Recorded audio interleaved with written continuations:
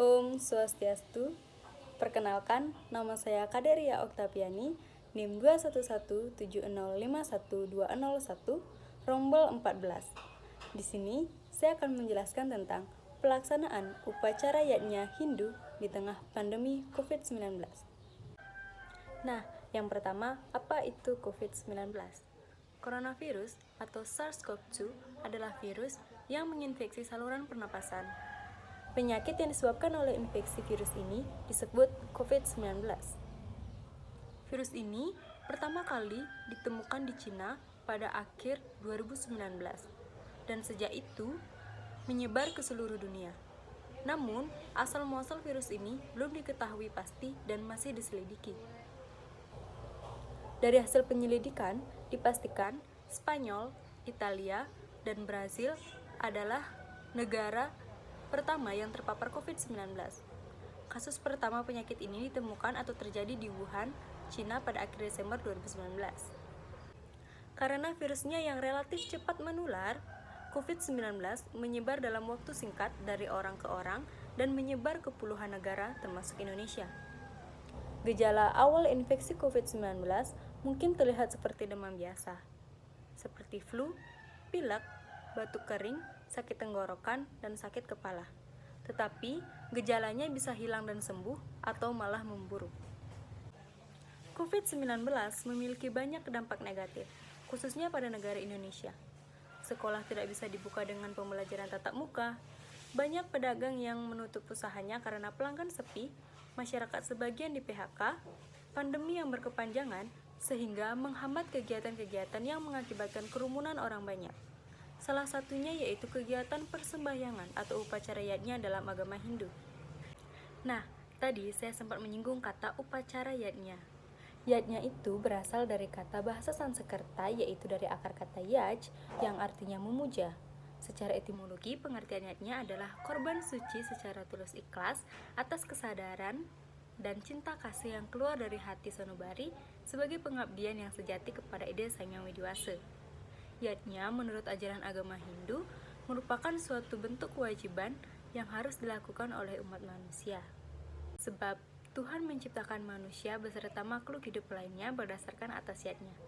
Maka, hendaklah manusia memelihara dan mengembangkan dirinya juga atas dasar yajna sebagai jalan untuk memperbaiki dan mengabdikan diri kepada Sang Yang Pencipta yakni Sang Hyang Widi Wasa. Seloka dari berbagai kitab menyatakan bahwa alam semesta beserta segala isinya termasuk manusia diciptakan, dipelihara, dan dikembangkan melalui yajna.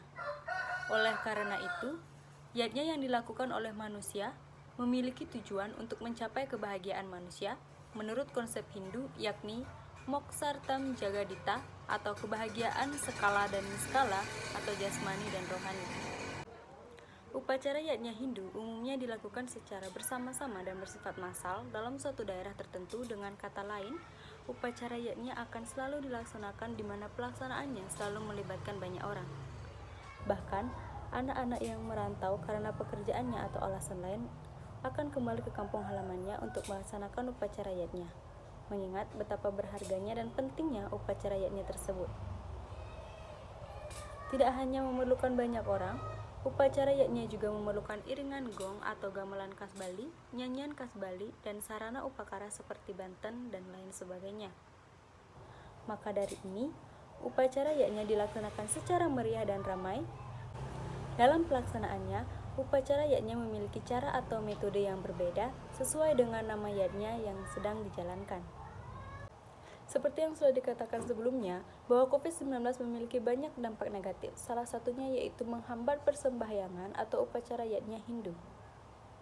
Upacara yajna Hindu yang umumnya identik dengan keramaian, bertemu dengan keluarga, untuk melakukan persembahyangan bersama, namun karena pandemi COVID-19, semua hal itu berubah. Selain karena peringatan dari Parisada Hindu Dharma Indonesia Provinsi Bali yang menghimbau untuk membatasi orang-orang dalam upacara yajna agar tidak berkerumunan mengingat penularan virus yang cepat, masyarakat Bali tidak bisa melakukan upacara yajna juga karena kondisi keuangan di tengah pandemi COVID-19 ini. Banyak dari mereka kehilangan pekerjaan dan merubah drastis kondisi keuangannya. Sehingga, selama masa pandemi COVID-19, upacara yaknya hanya dilakukan oleh segelintir orang dan pelaksanaan upacara yaknya juga harus menaati protokol kesehatan dengan tetap memakai masker selama upacara yaknya dilakukan dan juga tidak lupa untuk menjaga jarak. Namun, karena panjangnya pandemi dan sudah terpenuhinya dosis vaksin masyarakat, pelaksanaan upacara yaknya di Bali menjadi sedikit melonggar, seperti mulai tidak menjaga jarak dan tidak memakai masker seperti yang dilakukan beberapa wilayah di Bali. Namun, tetap beberapa upacara yaknya besar di Bali tidak dilakukan karena pandemi COVID-19 yang tak kunjung pergi, seperti pengarakan ogoh-ogoh, melasti, dan upacara-upacara yaknya besar lainnya. Kesimpulannya, pelaksanaan upacara yaknya yang dilaksanakan di pura, masyarakat Bali menjaga ketat protokol kesehatan.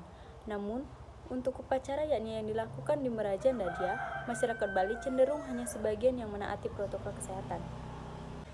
Sekian dari pemaparan saya. Sampai jumpa. Terima kasih dan Om Santi Santi Santi Om.